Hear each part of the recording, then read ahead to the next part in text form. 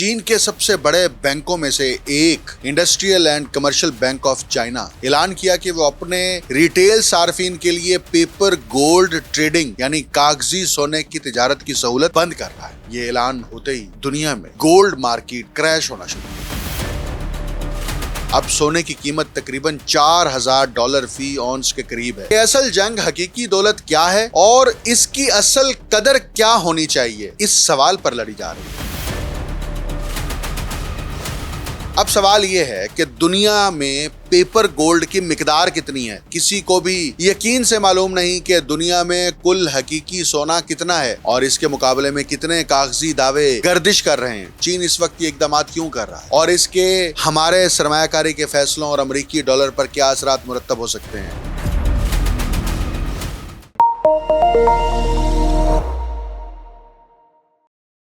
आप देख रहे हैं untold story with doctor Akmal Soomro. यूं महसूस होता है कि पैसा आखिर है क्या और इस पर इख्तियार किसका है। इसकी जंग एक निहायत दिलचस्प मरहले में दाखिल हो चुकी है। साल के आगाज में बाज़ सरमायाकारों ने गालबन ये शर्त लगाई थी कि साल के इख्तिताम तक सोने की कीमत $20,000 फी ऑन्स तक पहुंच सकती है। आज सोने की कीमत तकरीबन $4000 फी ऑन्स के करीब है।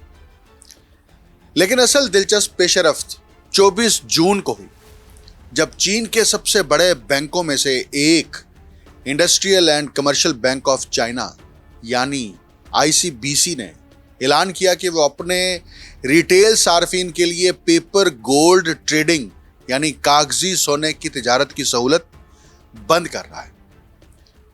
ये ऐलान होते ही दुनिया में गोल्ड मार्केट के अंदर एक बड़ा धचका लगा और कीमतें जो है वो क्रैश होना शुरू हो गई, यानी गोल्ड मार्केट क्रैश होना शुरू हो गई। अब इसका मतलब क्या था जब बैंक की तरफ से ये ऐलान किया गया? इसका मतलब ये है कि 24 जुलाई के बाद अगर आप एक चीनी शहरी हैं और अपने बैंक के जरिए सोने की तिजारत करना चाहते हैं तो आपकी ये सहूलत खत्म कर दी जाएगी। और ऐसा सिर्फ ICBC ही नहीं कर रहा, इससे पहले postal savings bank of China ने यही कदम उठाया, फिर पिंग ऑन बैंक ने और इसके बाद जून में चाइना गुआंग फॉ बैंक ने भी इसी नोयत का ऐलान कर दिया। यानी चीन के चंद बड़े मालियाती इदारे यके बाद दीगरे आम सार्फिन के लिए सोने की तिजारत का सिलसिला बंद करने जा रहे हैं। अब असल सवाल यह है कि चीन आखिर ऐसा क्यों कर रहा है। सरकारी मौक़िफ़ तो ये है कि हुकूमत अपने शहरियों को सोने की कीमत में आने वाले शदीद उतार चढ़ाव से महफूज रखना चाहती है। इसके मुताबिक 29 जनवरी को स्पॉट गोल्ड की कीमत तारीख की बुलंद तरीन सतह यानी $5500 फी ऑन्स से तजावज़ कर गई थी। लेकिन इसके बाद इसमें नुमायां गिरावट आ गई। अब सोने की कीमत तकरीबन $4000 फी ऑन्स के करीब है, यानी अपनी बुलंद तरीन सतह के मुकाबले में तकरीबन 28% तक गिरावट का शिकार हो चुकी है। अच्छा, तो सरकारी मौक़िफ़ यह है कि सोने की कीमत में शदीद उतार चढ़ाव आता है, आम सरमायाकार नुकसान उठा रहे हैं, इसलिए रियासत को मुदाखलत करके इनका तहफ़्फ़ुज़ करना पड़ रहा है। लेकिन गैर सरकारी या गैर एलानिया कहानी गालबन कुछ और है और मुमकिन है कि हकीकत भी यही हो। वो हकीकत ये है कि असल जंग हकीकी दौलत क्या है और इसकी असल कदर क्या होनी चाहिए, इस सवाल पर लड़ी जा रही है।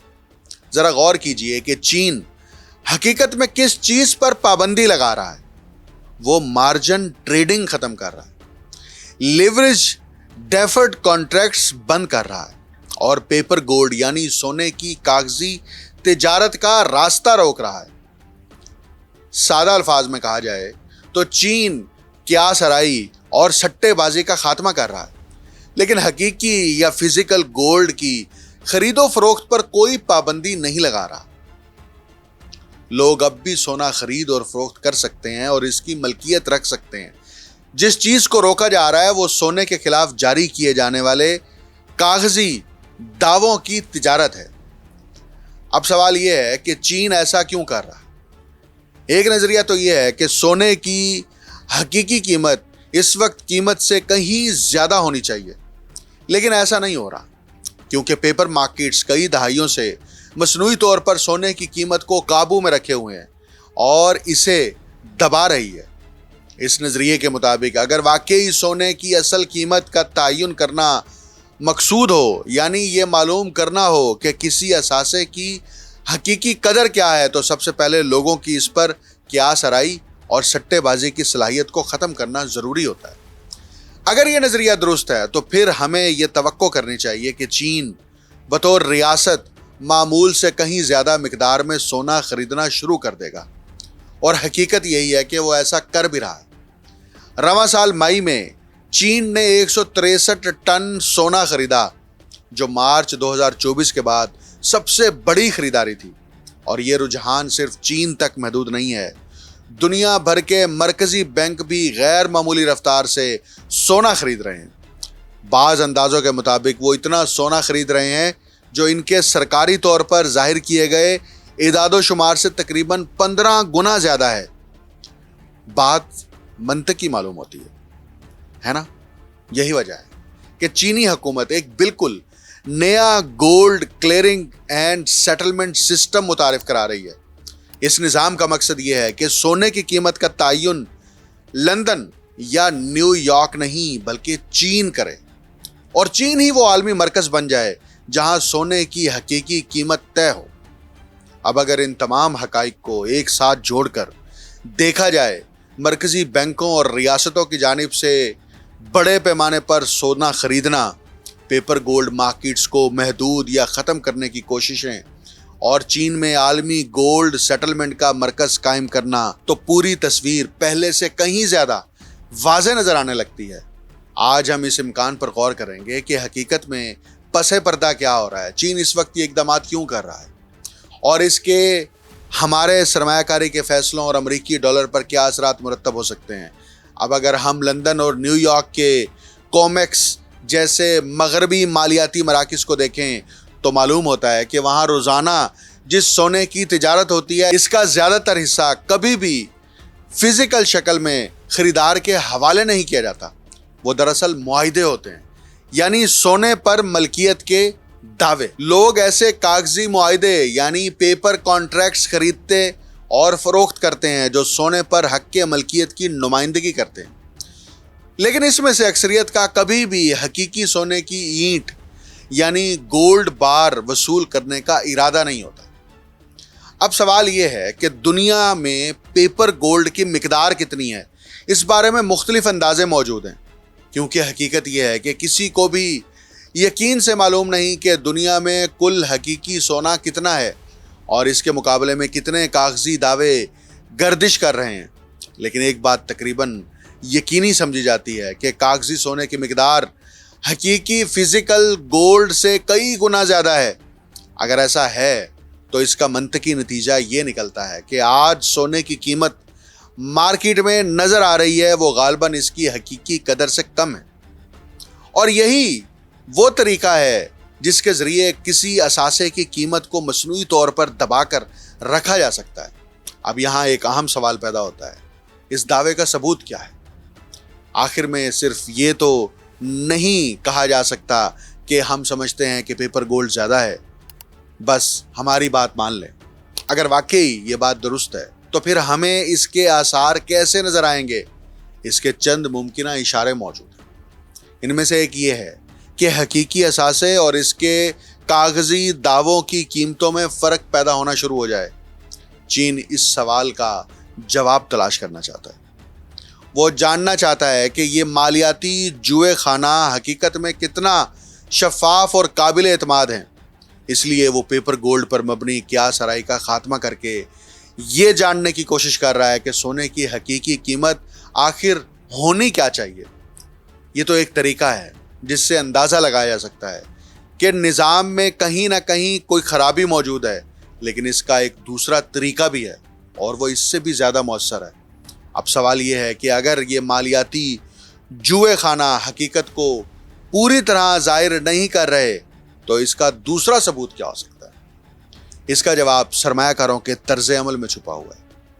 ذرا خود سوچیں، اگر آپ کو یقین ہو جائے کہ پیپر گولڈ کی بنیاد کمزور ہے اور سونے کی حقیقی قیمت موجودہ قیمت سے کہیں زیادہ ہونی چاہیے تو آپ کیا کریں گے؟ ظاہر ہے آپ دو کام کریں گے۔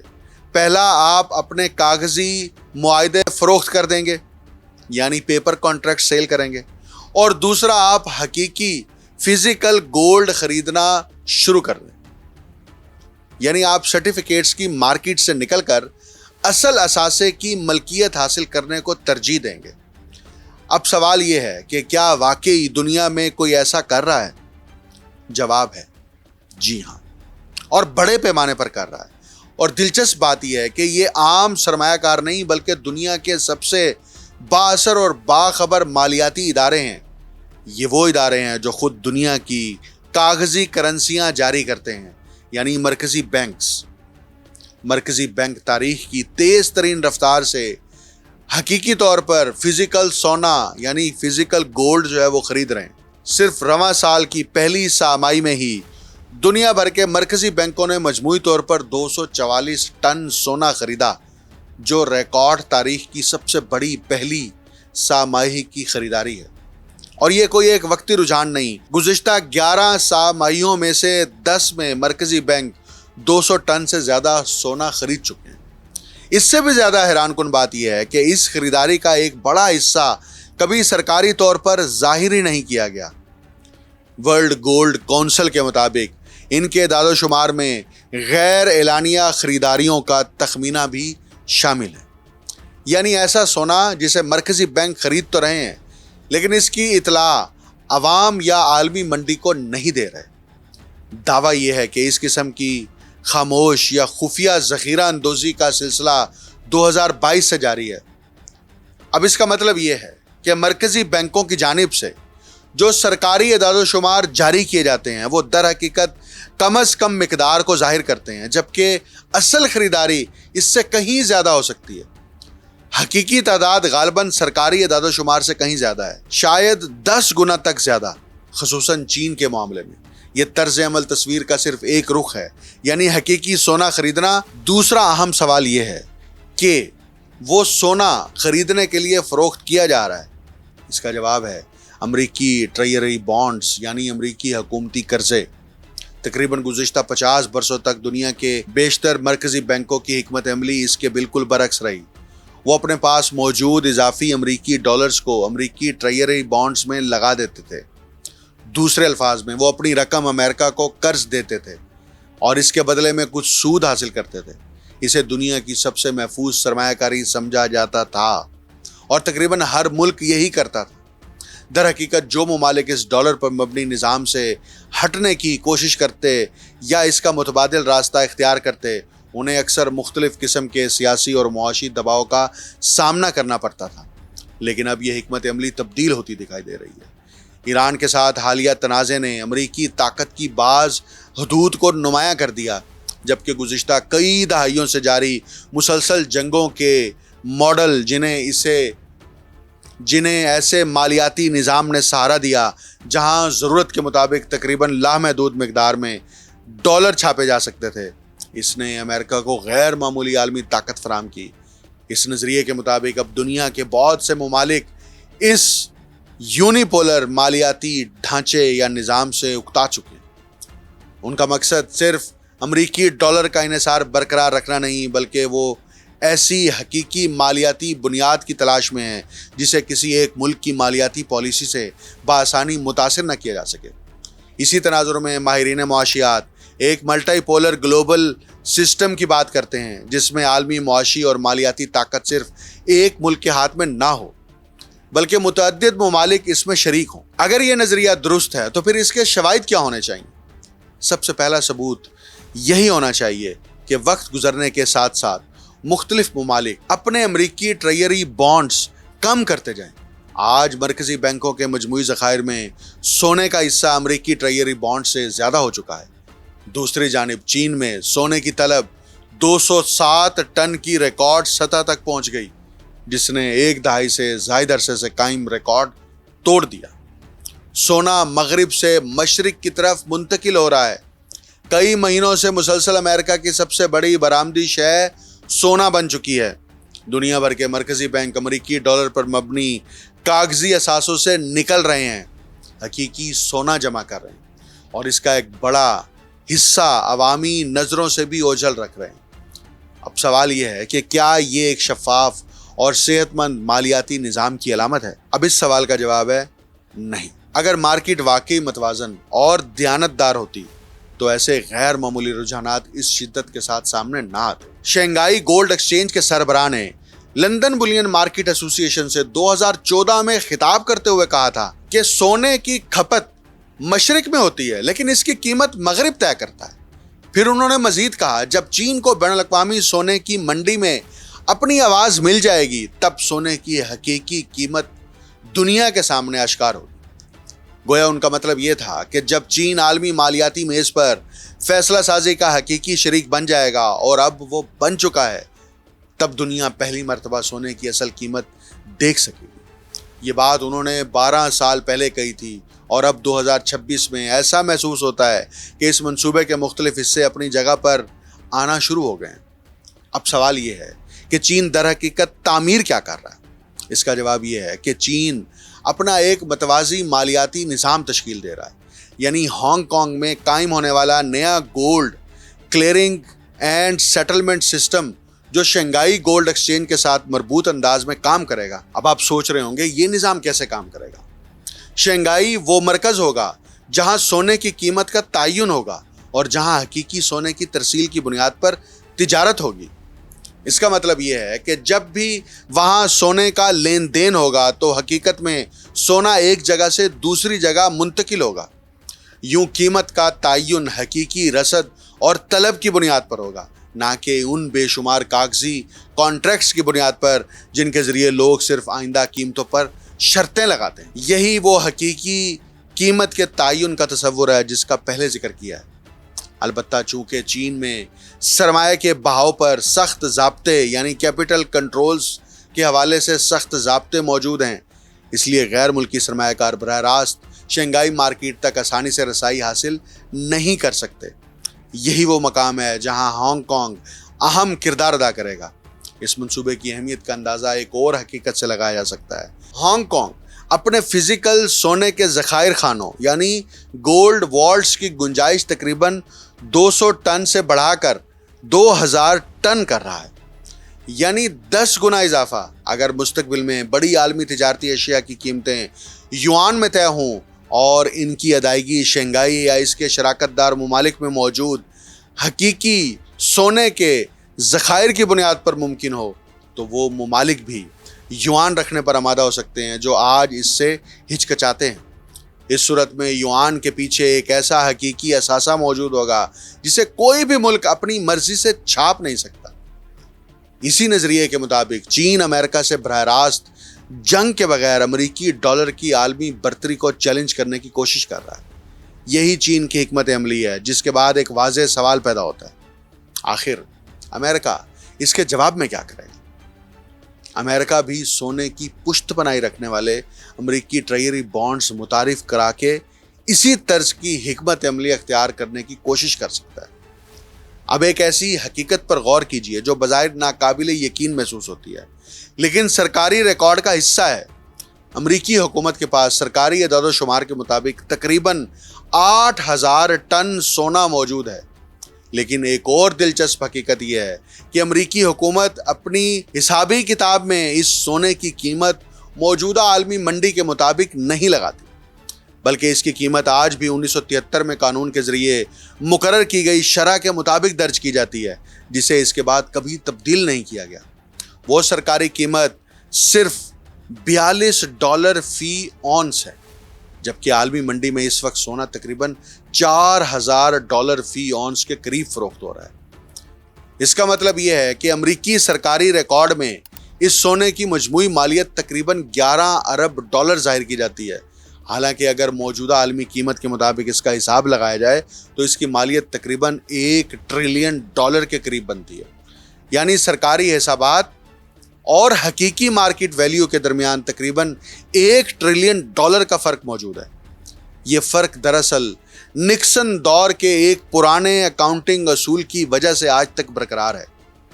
امریکہ اس چیلنج کا مقابلہ ایک نہایت سادہ انتظامی فیصلے سے بھی کر سکتا ہے. وہ صرف ایک سرکاری حکم کے ذریعے اپنے سونے کی سرکاری قیمت $42 فی اون سے بڑھا کر موجودہ عالمی مارکیٹ کے قریب مقرر کر دے.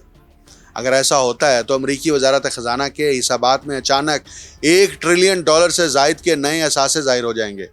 اس اضافی مالی گنجائش سے حکومت کو نئے قرضے یا نئے ٹریجری بانڈز جاری کیے بغیر بھی وسائل میسر آ سکتے ہیں. دلچسپ بات یہ ہے کہ فیڈرل ریزرو بھی اس تصور پر تحقیقی مطالعات یعنی پیپرز شائع کر چکا ہے. اسی طرح امریکی وزیر خزانہ بھی یہ کہہ چکے ہیں کہ امریکہ کو اپنی قومی بیلنس شیٹ کے اثاثوں کو فعال مالی وسائل میں تبدیل کرنے پر غور کرنا چاہیے. اگرچہ یہ محض قیاس آرائی ہے کہ شاید جولائی کے دوران خصوصاً 4 جولائی کے موقع پر امریکہ اپنے سونے کی سرکاری قیمت کا سرنو تعین کر سکتا ہے اور سونے کی پشت پناہی رکھنے والے بانڈز متعارف کرا سکتا ہے. اس تاریخ کی علامتی اہمیت بھی ہے کیونکہ 4 جولائی 2026 امریکہ کے قیام کی 250ویں سالگرہ ہوگی. اس تصور کے حامیوں کا کہنا ہے کہ اگر اس دن امریکی وزارت خزانہ ایسا بانڈ جاری کرے تو 1971 میں رچرڈ نکسن کی جانب سے گولڈ ونڈو بند کیے جانے کے بعد پہلی مرتبہ ڈالر اور سونے کے درمیان کسی نہ کسی شکل میں دوبارہ تعلق قائم ہو جائے گا. اب کیا واقعی ایسا ہوگا؟ سونے کی پشت پناہی رکھنے والے بانڈز کی تجویز محض افواہ نہیں بلکہ ایک حقیقی پالیسی تصور کے طور پر زیر بحث آ چکی ہے. اگر سونے کی قیمت کا سرکاری یا سرنو تعین نہ بھی ہو تب بھی یہی نتیجہ کسی اور راستے سے حاصل ہو سکتا ہے. وہ راستہ یہ ہوگا کہ سونے کی قیمت بڑھنے کے بجائے امریکی ڈالر کی قوت خرید نمایاں طور پر کم ہو جائے. اب یہ جنگ بنیادی طور پر امریکہ اور ایک نئی ابھرتی ہوئی عالمی طاقت چین کے درمیان ہے. چین نہ صرف اپنے سونے کے ذخائر مسلسل بڑھا رہا ہے بلکہ چین اب اس کوشش میں ہے کہ سونے کی مارکیٹ کو جو نیو یارک اور لندن سے کنٹرول کیا جاتا ہے یہ کنٹرول شنگھائی منتقل ہو جائے. اور جب یہ کنٹرول وہاں منتقل ہو جائے گا اور سونے کے اوپر جو گرفت چائنا اپنی واضح کر دے گا تو پھر اس کے بعد نہ صرف ڈالر کو بڑا دھچکا لگے گا بلکہ گولڈ جو ہے اس کی نئی قیمتیں مقرر کی جائیں گی. اور یہ صرف اتنا آسان نہیں ہے. اس کے پیچھے وہی پالیسی ہے کہ چائنا مستقبل میں اپنی یوان کی طاقت کو بڑھانا چاہتا ہے اور جب یوان کی طاقت بڑھے گی تو یقیناً اس کرنسی کے اوپر گلوبل ساؤتھ کے ممالک کا اعتماد بڑھے گا. یہ فیصلہ یا یہ تبدیلی چند دنوں چند مہینوں یا چند سالوں میں نہیں ہوگی. ہو سکتا ہے اس کو 1 دہائی لگ جائے لیکن یہ ہوگا اور وہ اس لیے ہوگا کہ امریکہ کی پالیسیوں کے نتیجے میں جو وہاں پر ایک نیا زوال شروع ہو چکا ہے ابھی تک وہ تھمنے کا نام نہیں لے رہا. مجھے ڈاکٹر اکمل سمرو کو اجازت دیجیے. اللہ حافظ.